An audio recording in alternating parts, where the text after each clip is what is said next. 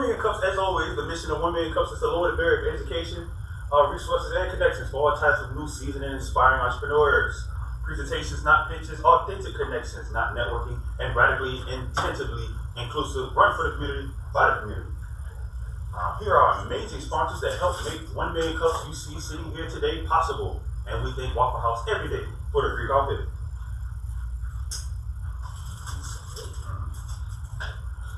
Programming has been here 10 plus years, held weekly on Wednesday mornings. Over 500 entrepreneurial presentations have been done on educational topics between finance, future framework, networking, and local resources. We're calling for presenters every day. Sales pitch. It's not a sales pitch, but it's not an investor pitch. The goal is to have people understand what you do and some of the challenges you have within building your business. This is our amazing Facebook page where we talk to each other. If you would like to follow us here. Right now we have Kelvin Martin as of today. It is on the 29th. We need somebody on the 5th. I mean, might as well celebrate a birthday. Might as well go ahead and celebrate a birthday that day. I don't know who, but hey, since it's there, we might as well just take that day and celebrate. Well, we're gonna celebrate a birthday. Who was out? Hey, it was on the what?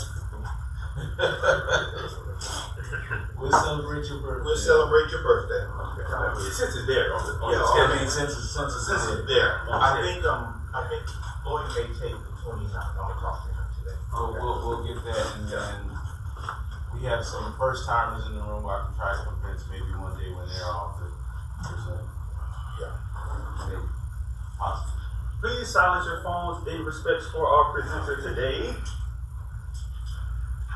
Kelvin Martin is the founder of the Rarest Heart LLC and the creator of the GERD, a private offline first AI system that allows organizations to put their own knowledge to work without sending sensitive data to the cloud. A former professional basketball player, Kelvin spent 12 years competing overseas before pivoting into technology. After earning his CompTIA Security Plus, he walked into his first IT interview and froze. Not because he lacked knowledge, but because no private tool existed to help someone learn an organization's real procedures, so he built one. Today, through the Rarest Heart, Kelvin builds technology for teams that need real AI, but can't put their data in the cloud, while staying rooted in his community through free youth basketball camps and internships in Dale, South Carolina. Georgia. Oh, sorry. Nah, that's all right. I present to you, Kelvin Martin.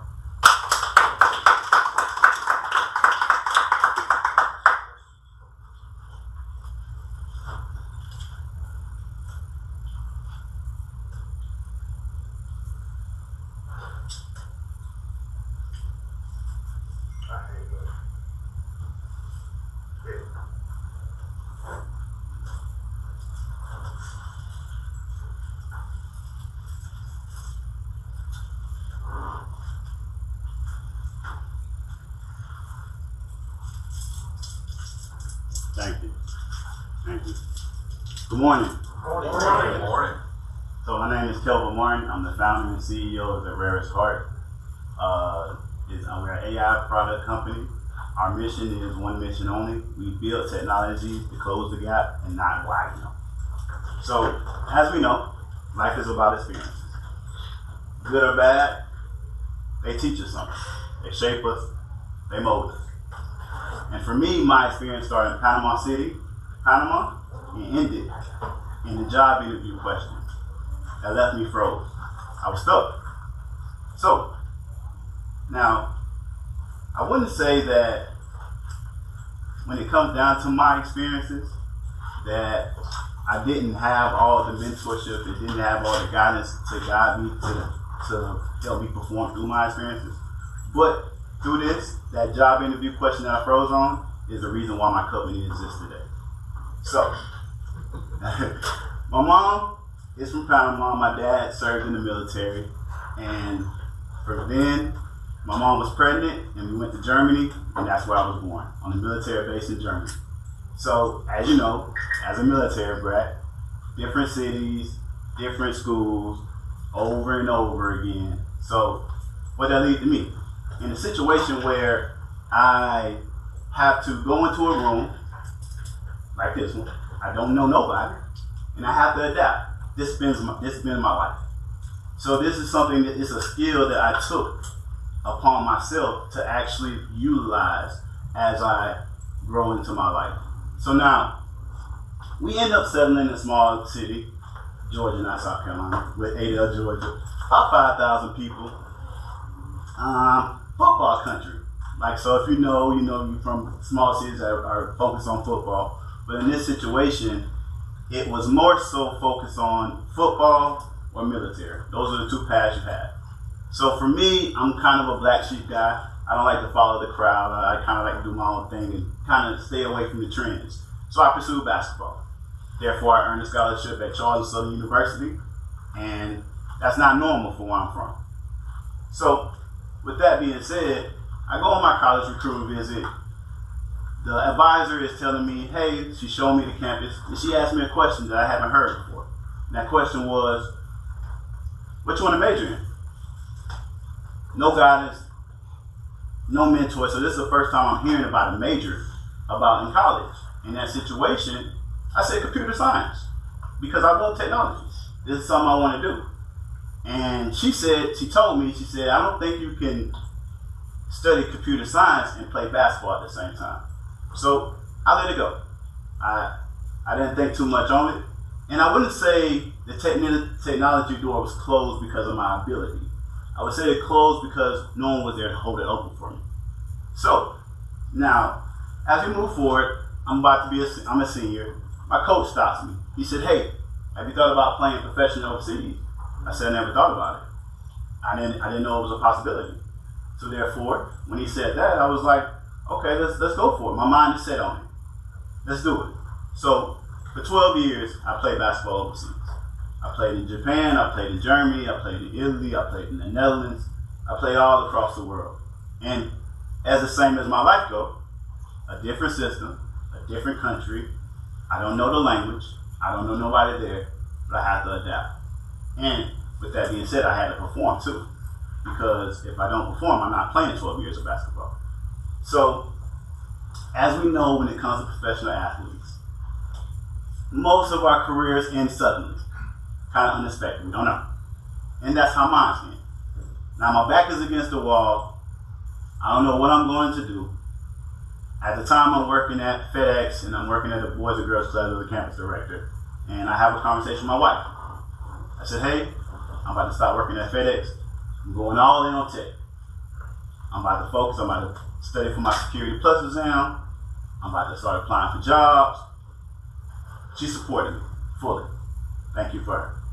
And with that being said, it got to a point where one day she just asked me, because she knew I was applying for jobs, nothing was coming up.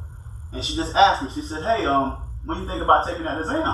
I said, I've been procrastinating a little bit. Things been pushing it off a little bit. She said, hey, my wife, ironically, is in the military.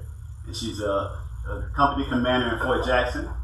And she gave me a command. She said, hey, book the test, pass or fail, you're taking it. Within 2 weeks, as you know, when you're married, you're going to do what your wife said say. But so, in 2 weeks, I booked the test, I passed. So, and then afterwards, I was getting no interviews for a tech company, tech jobs, and then a week later after I passed the test, I get an interview for a computer technician position. I'm like, okay, everything is aligned. Now I understand in my mind that anything I put my mind to, because the history shows from everything I did in my life, that I can do something. I know I can do it, I'm capable of doing it. So I go into this job interview. Dressed like I'm going to a wedding. And it's a panel of 5 and they're business casual. And it's the first time we experienced a panel of 5 in a job interview. So one of the questions that I got stuck on was, if no technician was available and the system breaks, what would you do? I gave a textbook answer. I don't think it was the wrong answer, but I didn't get the job. So, but I left that building and I had one thing in my mind was that question. That question was, a technician with 10 years of experience is able to answer that question easily. For someone like me, that's just my first day, I'm like, I don't know, but I need the knowledge that the technician has. And all my life, that's been the gap. The information's out there. The information's out there. But for me, I don't know. I don't have access to reach it. So therefore, I built a tool for that. Is it? Want to get the laptop?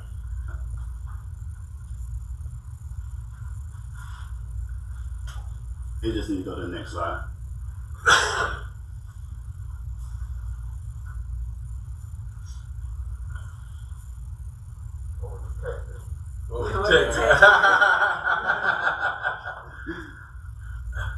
So, I built a tool called the GERD.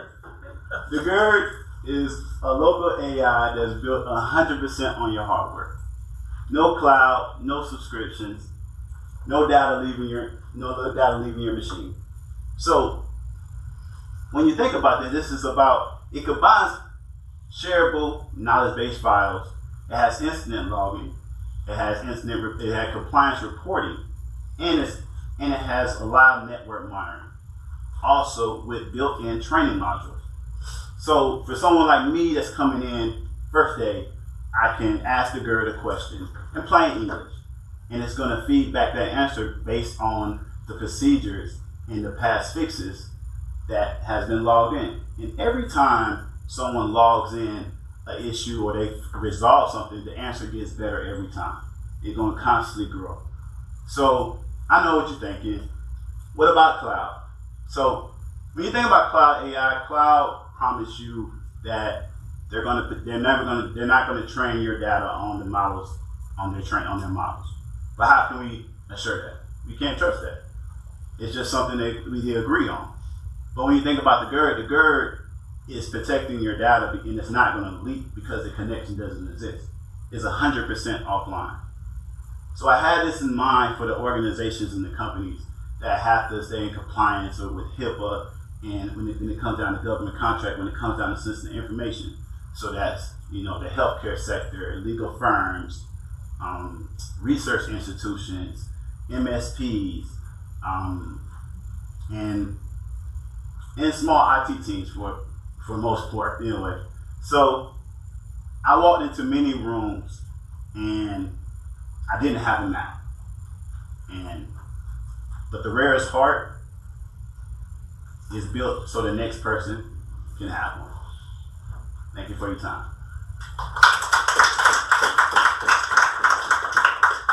Who's gonna start first? Questions? How long did it take you to build? I've been starting on this since February, and I've just kind of been perfecting it, like it's a lot of testing. I tested out a lot. So about February. When you start working on this, did you just do it by yourself, or did you get some support, like with South Carolina Research Authority? I just started working on myself just because of my experience with the job interview. It just led me, like, I know I'm not the only one that feels this way. So it was just something that in mind for me, I was like, it's a possibility, and I knew the importance of it. And this is a part two. So once we finish, I want to connect you with, I'm Ashley June, with South Carolina Department of Commerce Supplier Outreach. And connect you with South Carolina Research Authority. They have a technology base, Mm-hmm. and they literally can kind of help you connect if you're trying to connect this program. For sure. Thank you so much. Oh, we got one. Hey, so what was your hardest part, or what hurdles have you faced trying to come up with this or trying to implement this?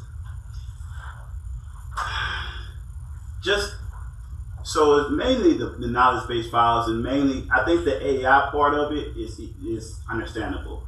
But using LLMs and what large language models to actually present exactly what I want, I think that is. And just when you think about security, but it's local, so it's running on your hardware. But just for the future, for more so like the ideal of it, I want to make sure I protect it. But for the most part, just making sure that everything I want it to do, it actually does it. So that's where the testing was constant of just like, hey, I don't want this, I want this. So that was the main thing, just kind of getting it to do what I wanted to do. Hi, I'm Deshawn from Academic. these events, and my question would be for your company is what all is GERD capable of doing? So the GERD is capable of, obviously it has the ask, which is the query part, where you ask if all the knowledge-based files that's on it. So depending on how many files you have, whether it's SOPs, you run the hooks, whatever it is, run books, whatever it is that you have on it, it's gonna query from those files. And so you can break those up in modules, you can break those up in sections, so you don't have to go through the full knowledge base, you can kind of go directly where you wanna go, depending on what it is. Obviously it has the built-in training module, so you can create quizzes and training modules for employees to actually learn and educate themselves on the knowledge. When I had my experience, that was what I was thinking. Because a lot of times I would rather have something I can read and actually learn from it, and then as it goes on, if I get a hands-on experience, also I can go back and look at it. It has a rewrite tool, so a lot of times when you're using AI and you want to send a professional document, you want to send something that needs to be an email, whatever it is, that has a rewrite tool within it, so you don't have to go outside and be in the risk of using sensitive information in a cloud AI and have the risk of leakage. So also it has an incident log where every incident that you can log, and you can actually log these physically or within the time that you ask a question, that thing is being logged to as well. Status report is just a status of what's everything that's going on. So all the incidents that happen, anything that's going on that happened in the GERD. Network devices, so that was like a live monitoring. So in the GERD itself, you can set a timer and it can go, say like it's like an hour, and within the device itself, it will show you if a network drops. So if a device drops. So at the time I had my internet, my MacBook, my Windows, and my Raspberry Pi, and if I just turn it off just to test it, it will show me. But also that can be through your phone too. It can give you a notification for your phone to have that. What else? Obviously I have it as an application as a desktop. That's what I'm working on, just to get the click. So I do have it as a desktop, so I don't have to go through all these different processes just to have it downloaded. And then the easy thing about it is, a lot of times when you think about companies' files they have that you want, AI reads markdown files the best. So I have like a PDF document file to markdown to a markdown file, so it's easy to upload those and to make it to a markdown file so it can be easy. And also, is there a cost? Do you have anything that would be maybe a monthly subscription? Yes. Yes, we do. Yeah. Is it, well, it's obviously yours, so they have to get it from you. Yes. So do you go into their office and put it into their system? Do you charge a base fee for putting it on and then a subscription fee after? How does all of that work? So what will end up happening is that, so I have different tiers. So there's a starter, there's a professional, and there's obviously enterprise. And within that, a lot of times it's not going to be so much of we have a one-time setup fee, and then you can have the option of having a subscription. And then all these different tiers come with different features. And I will come and set it up because it's your files. So I would want to build it to your customization, like what you want, what you need. So it builds for you and your organization, and not just something that's preset and you just kind of filling it out. No, I'm going to understand what your company needs, and we're going to fill it out together and build that. Why? Don't take this the wrong way, but why should I use this? What's the benefit? Not what it does, because you told me what it does, but what do I need it for? For your information, depending on what your company is utilizing, what you're presenting out, for your information wise, it's just having something that's local, and that's the times that we're kind of going through and into. A lot of times you're thinking about cloud AI, and you can use different cloud models, and that's very true. But when you think about something that's going to be subscription based, what's going to benefit you? Something that's going to be one-time fee that's going to be on your network. I think what he's asking is more, what problem are you solving for the company individually? Like what pain point are you going to say, this is making my life so much easier? Okay. So what in that scope, what is it? How are you selling it to them and saying what's making them the hero of it? Okay. For me, I feel like it's onboarding. when you got employees and you want something that you can generate because you have an AI with you that you can actually go to and utilize this AI without having to pull out your colleague and actually having to talk to someone else and get. Because a lot of times I like to do things myself, and a lot of people are like that too. They don't really have to ask for help sometimes. But for me, in this situation, and a lot of other folks, instead of just having to always call on somebody to get the work done, you have a tool that can generate that knowledge for you to actually have a startup and a setup to actually understand what you're doing, as far as also employees and onboarding too as well. I'm gonna circle back because I'm still not clear. Okay.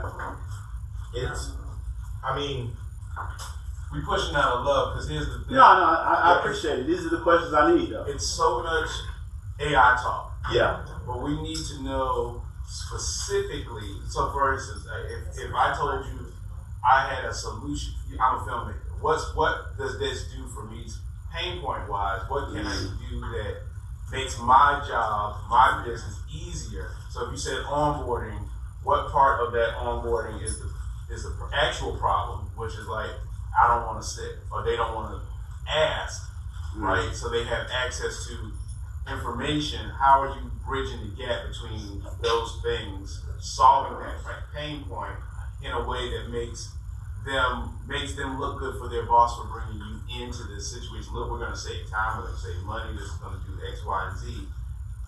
What clearly is that? Yes. I'm already onboarding employees. I don't see a problem. You know, I'm training them. I've got my policy manual. I've got my training program. You hadn't told me why I would need this. And it's not an answer that you might necessarily have today. But It's something for you to think about. That's a good one. I appreciate that. So, and I'm gonna piggyback on what they're saying. So, ideas come into. So, my husband works for Blue Cross Blue Shield. They're always on the phone. He manages a whole bunch of people that they have to talk, and they have an AI system built with inside their program. So, a lot of times that person is on that call. They need to be able to pull out an answer. They don't have time to go into that manual. They go in that AI, it pulls it right there. And they can tell that customer, hey, I'm able to do this, and this. So that's just the idea to think about kind of how to bridge it in. Yes. Will this allow you to onboard 24 hours a day, 7 days a week? No, because it's a closed system. You got to be in the building to use it, right? Yeah. Yeah, so it doesn't connect to the cloud. So this is It doesn't business connect to hours the work. You have the option, but obviously it's the risk of because You don't want to go. you don't want to do it, but it's the option. Like for me, like a lot of times you might want a hybrid system. So I did have just testing purposes. I did test the option of like backing up my data on like a Raspberry Pi and on a hard drive just to see if it was possible. So you do have that option, but just if you just for the local AI, just having it there on your monitor, it's that. Two questions, and you started the second one, but how many hours have you put in doing this? I work. Don't be specific. No. Like I said, I work too, so it's like from the time that I'm off of work, so it's like every day, like probably about 3-4 hours. So total max, quite a bit. I've been. I'm not Derek in the back, so I'm the nice guy. I'm the nice guy. I'm the nice guy. But no, I bald one. But no, the reason I asked that from an entrepreneur's perspective, being a super tech guy, investors want to know how much time you put in. And you put in a lot of time. We never measure it when we're doing the work. It sounds like you're a solo guy, and I'm very similar to that. And things that helped me early years to jump that hump and answer that question he asked earlier. You need to have a general perspective of 10,000 hours.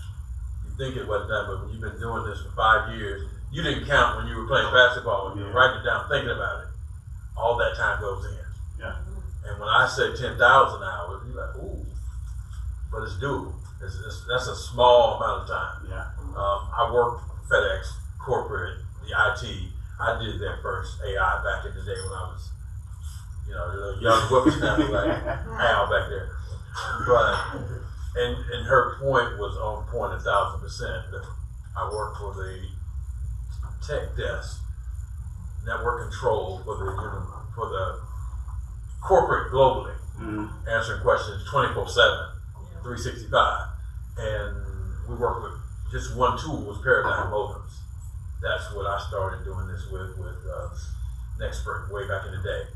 We had 10 paradigm modems for our help desk people. Every modem had lights to do different things once you reset it, and it walked you through. So you really process streamlining and improving efficiency of response time. That's your ultimate. It sounds like that's your ultimate goal for the company. Yeah. You need to know those words and those terms. If you're a basketball player, think about when you had your playback manual. You knew where the ball was going, whoever's in the game. Yeah. That's your why. To answer every question, you process streamlining for any organization that comes in. That's your key term. If they don't understand process streamlining, then you teach them. But that's kind of what you're doing. I appreciate that. Yeah. That's the reason why I'm here. Go ahead. That's all right. I had a question. My first question was, a lot of that went over my head when it came to that. I was sitting up thinking, we own a heating and air conditioning building. How could you help me? To sell me on it, explain it to me, how can you sell me on it so I can understand? Heating and air conditioning. So first, I don't know much about the heating and air conditioning business. I'm saying if you can just give me what would you do? Like, what are some of the things you do that are something that you don't want to do? As far as do you do a lot of paperwork? Yeah, if I have to. You're right. If I don't have to do paperwork, that'd be. If you it's just what kind of paper you filling out, or customer invoices, sales agreements, a lot of that. Prospecting. Yeah, right. Proposals. Right. Inventory control. Yeah, right. That too. In other words, with heating and air, we go in and service the heating and air conditioning equipment and fix it. If it's broke, just like you. You go in there, you go in and fix it, problem solved. Got you. So it'd just be more so for the information, and the paperwork that you're filling out, the rewrite tool, the things that nature. A lot of this and a lot of things are this is the model that I have now, and I'm working on different features on it to add to it to make it better. But this is the model I have. I didn't want to complicate it so much of adding the different features and coming into this situation. So to that, where it comes down to analytics probably, or to break down what you're doing and where you're doing at, these are the type of things that I'm kind of adding into it. Not getting into so much details, but that's from right now. I love the question. Can I help? So yeah, of course. With what you do, you have somebody that answers the phones for you, right? And when somebody's calling for an estimate, they're always describing to them what the issue is. This could act as a knowledge base for them to say, okay, how old is your unit? They can put in all that information. Then they can actually say, I can't guarantee, but this is what it sounds like. Or tech will call you back and confirm everything that I've said to you today. And this is a roundabout what you're looking at having replaced. That's going to save you time as a tech because they bridge the gap for you, right? So this is what that would be perfect for. And you build the knowledge base. He would come in and you tell them that information. He build out a custom knowledge base for you. And so it's like having you cloned right there on their computer, right? For your reception, for whoever's answering your phones, I would say it's your wife, right? So that's what this is great for as an independent system. My question to you is this something you're looking to sell and get investors on and exit, or is this something that you are modeling? It sounds like currently it's modeled as a service that you are providing and coming in for. So to Kenny's point about investors, to build out a larger model, you might bring on investors. What would that look like for you? right? Because that means you have to have, investors only care about one thing. Yeah. They want return on investment. They want to know how long you holding their money for. They want to know, what is that return? It's going to be 120% of whatever I give you, whatever it is. And if it's an exit, what does that look like, right? Who's going to have the controlling interest? So have you even thought that far ahead, right? Because you're in the weeds now. But I would say to you, when you sit down and start writing, always think about like where you want this to be. Like if I want to run this day to day forever, like great, then that's what. But what does that exit look like? Because eventually everybody exits their business, whether they want to or not. For sure. Right. So yeah, right, right. So what are those things looking like for you? So for me, of course, I thought about it because I have to do my research on it, and a lot of times, in that situation, for me right now, it's something I want to do as a service for others because I'm interested in this, something I like and I enjoy doing. So of course, like you said, I don't plan on doing it all my life, but for right now, it is going at this point, and for time being, because I think it can build just because of where it's going, especially with AI and air gap and all these different things, just following the news. Let me say this, you're one person, I'm sorry. You're one person. Yes.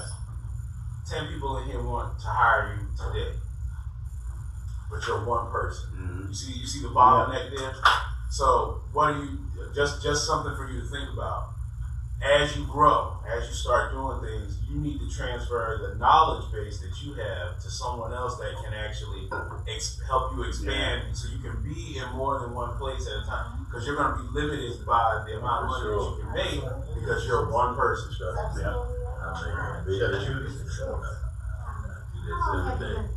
Working on this, and is your idea finding a small business, medium business, a big company? What is it?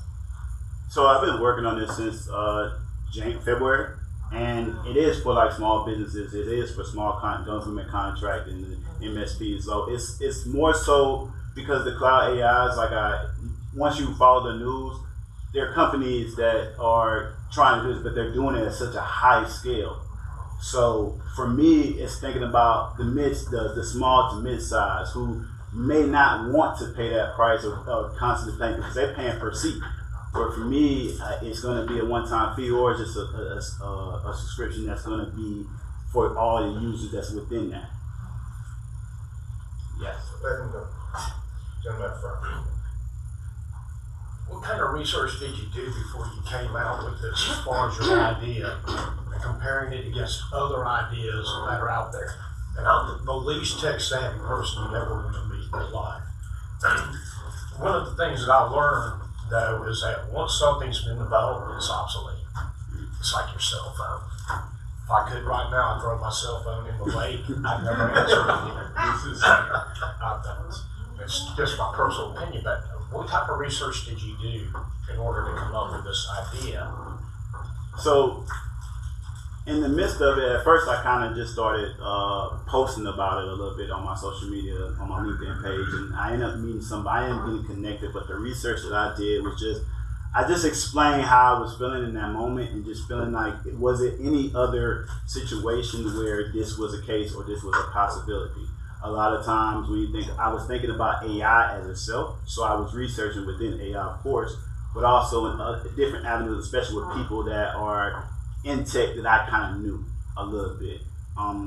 One thing that I would say that helped me was just understanding about, because I didn't know so many terms like an MSP or a learning management system. I didn't know about these terms, so once I got that figured out, I understood that this was something that was possible that people was using, the organizations was using.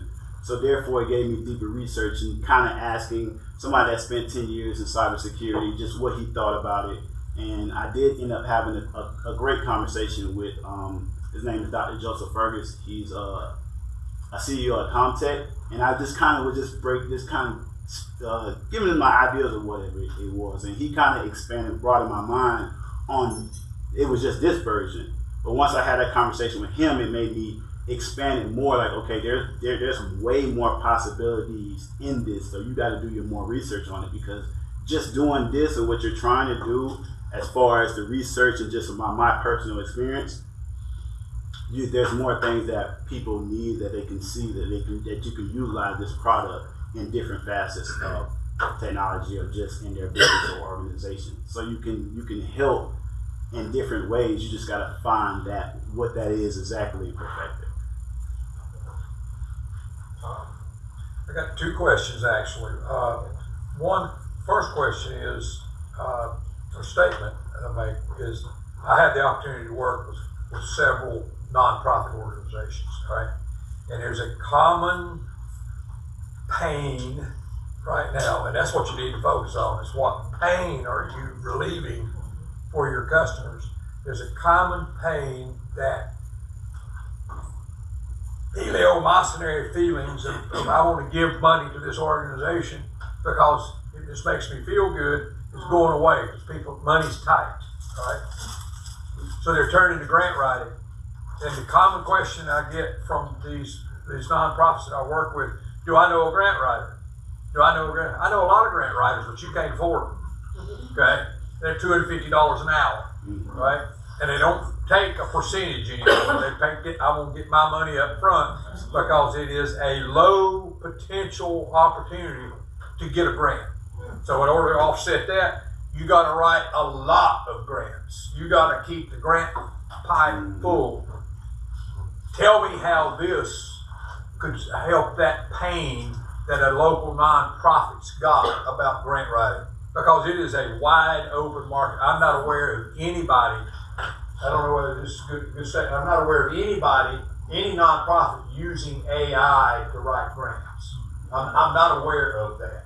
Okay. Not correctly, not in the best way they could. Yeah, because grant writing is not.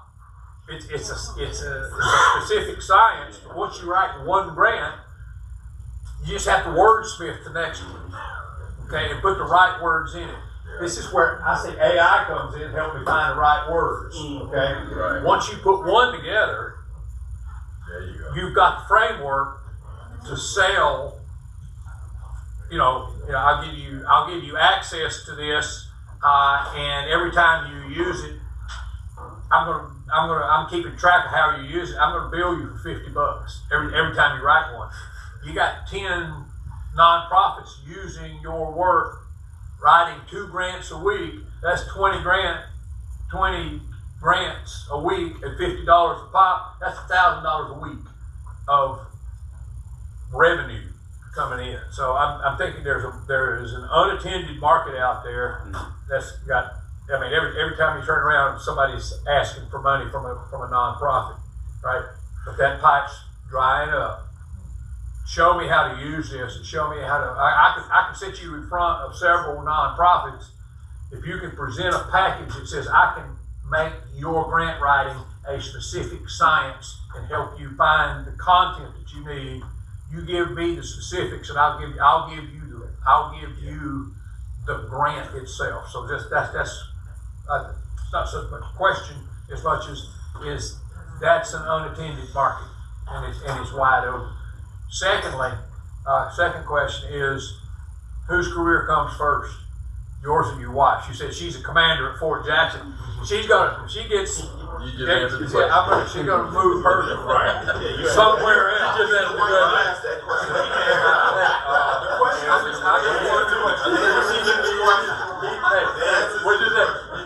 You got 2 weeks. You passed the test. We wind it down. Real quick, I think, and let's just play with it as a room. You're equipping folks to do business better. See, now for the nonprofits, they can take and download successful grants, grant writing applications into their AI. So every time they come up, they need to write a grant. They have the AI to show them what to use those elements of a successful grant. I'm gonna pivot over here to the AC guy. He's hiring new techs. So now he has a training tool that every time a new piece of air conditioning equipment comes out, he downloads all that information about that equipment in. His people are being trained in real time, no lag time now. But it's only if the input, it's got the ability to input. So as soon as you learn about it, you can upload it, right? And so the grant writing model is great because now you don't have to hire a grant writer. Yeah. What you have here is you put in the successful grants that have been funded, that language, right? The language learning model then can say, okay, this was funded, this narrative portion of the grant was successful. Yeah. This budgeting portion of that grant was successful because every grant is different. When you feed the RFP or the proposal in for that particular grant, it can identify what you need exactly. Okay, they're looking for a narrative, they're looking for a budget and scope for the next 5, whatever. Now you can pull all the data together in one place, and now your grant writer or your employee, whoever it is, can have that access information right in front of them as they are literally filling out, copy and pasting, whatever. Because your information as a organization does not change a lot. Your project changes, right? The scope of the project that you're putting up changes. So you're going to have all the regular information as a template. You're going to build that out based on what was successful already. That's a great model. For grant writing. And it's an iterative model. It's an iterative model because the grant won't be written the same way this week as it was last week. It has learned. But it's good for grant writing, but think about the other aspects. Training now is not behind. Every training manual out there is old. Because it takes how long to write a damn training? Right, by the time you get it, it's out of date. And then when new equipment comes in, it takes you how long to update the training manual? Well, by the time you get the new equipment, they're already working on the next replacement equipment. So there's like a 5-year gap. So what you offer is every time new equipment comes in real time, if that information is loaded into the AI, then there's no lag. You're training people. You're writing it down, right? That's your second. That's your second revenue stream. So that's why we pushed on this, is because what it means to small businesses, you're writing grant proposals and everything in real time. Your information is up to date. It's not 5-6 months late. This is the latest. And I think one of the most important things is that you're showing that this is a truly one-size-fits-all model. Because what do you want? And what do you want? We build it based on that. It's not it's not already fit. You gotta know it's designed specifically for your business, your need, your value, by you. Right, by the customer. So you're telling me what the pain is. I'm designing this around that pain, right? And it's all yours. It's all your information, and it's not on the web. It's yours, so that way somebody else is not pulling from it. So that's why I said equipping you to do business better. Yes, sir. Look at that. Boy, I tell you, boy, what can 1 million cups do when you want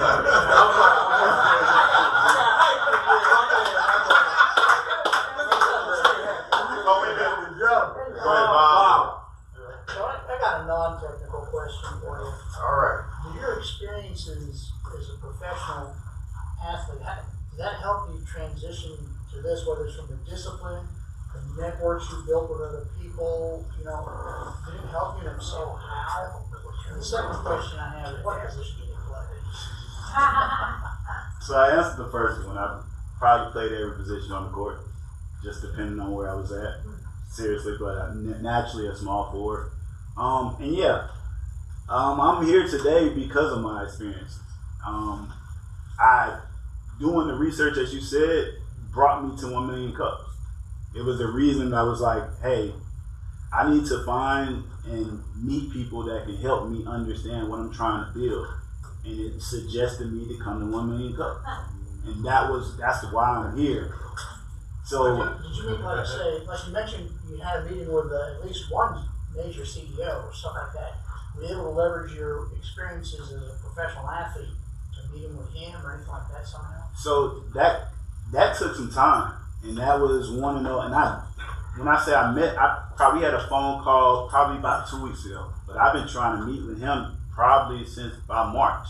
and I just had that phone call. So it was just about, like you said, the discipline of me just playing basketball, the discipline of me understanding the history of my experience that I have succeeded in aspects, even passing the Security Plus when I haven't been to school in some years, but I'm constantly reading, I'm constantly studying, so I know I can do these things. It's just more so about me actually doing it. And so the one thing I understood, and the reason why I'm standing here today is I know if I put my mind to something, 100% it's going to get done. So.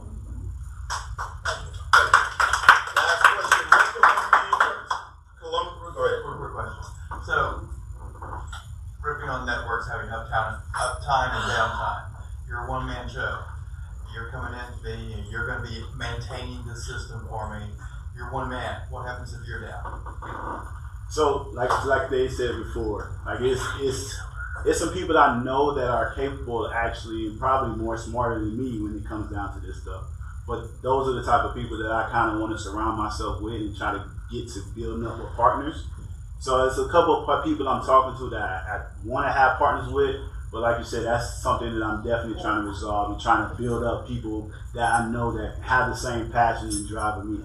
For the most part, it's been hard to build a business with somebody or try to do something with somebody because they don't have the same commitments or the passion that you may have and wanting to do it. At some point, they might start off like, yeah, let's do this, but then as time goes by, because it's pre-revenue, you're not getting no money. It's just really just about you just putting yourself out there and just be like, hey, we can do this, but it's going to take some time.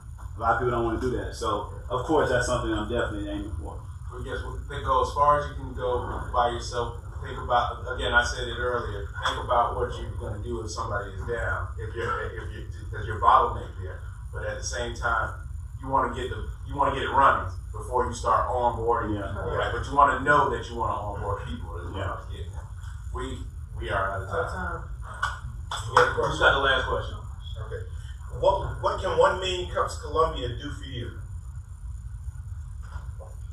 Which I did today. It was mentoring guidance. And yeah, that's the main thing. I think if I am pointing in the right direction and having the right tools and the right people around me that can just kind of feed me information and just give me ideas, because that's what I'm missing in my life. That's part of the reason why I came here, just to meet and connect with people, because I'm new, I live in Lexington. I just moved out from Georgia, so I'm new out here. So it's like I want to put myself out there, and I knew this was an opportunity for me to do that. We have the room till 12.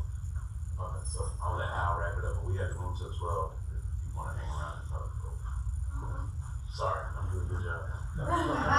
We have the room till 12, so you can network around if you want and talk to people. So we are out. Thank you. Come back again. Thank you.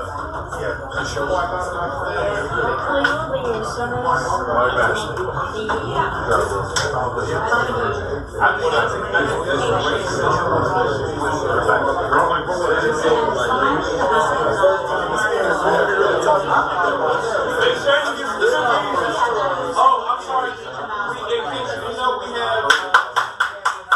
If you can hear my voice, clap once. If you can hear my voice, clap twice. All right, great. We have Sensational Sugar in the building. They have bought cookies for us today. So if there are any left, make sure you grab a card and a cookie and talk with them as well. All right?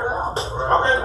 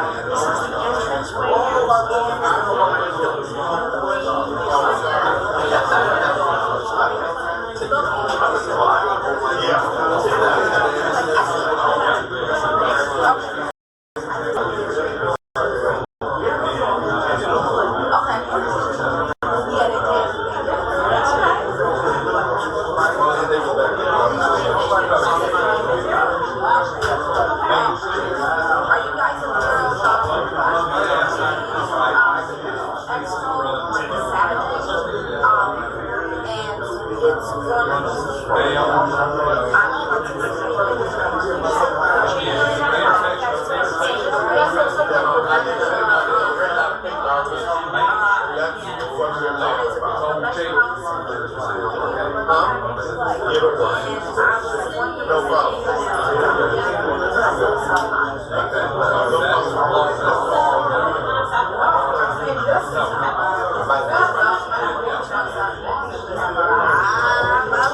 I'm trying to get it out